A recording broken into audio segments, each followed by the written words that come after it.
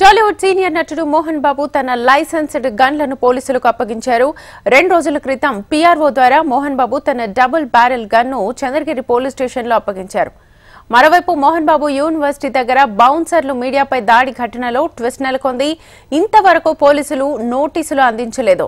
Journalist సంఘాల ఉద్యమంతో కేసులో పలు సెక్షన్లు మార్పు చేశారు.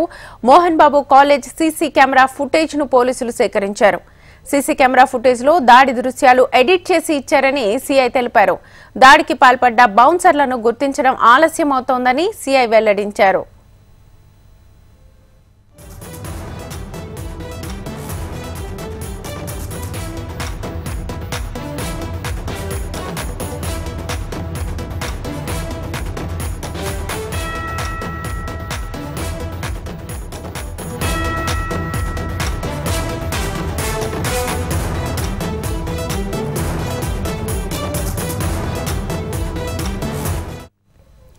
టాలీవుడ్ సీనియర్ నటుడు మోహన్ బాబు తన లైసెన్స్డ్ గన్లను పోలీసులకు అప్పగించారు. 2 రోజుల క్రితం పీఆర్ఓ ద్వారా మోహన్ బాబు తన double barrel gun Chandragiri police స్టేషన్లో అప్పగించారు.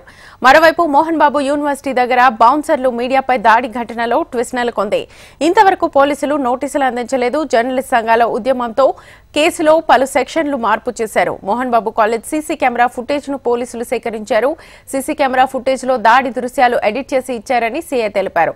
దాడికి పాల్పడ్డ బౌన్సర్లను గుర్తించడం ఆలస్యమవుతోందని సీఐ వెల్లడించారు.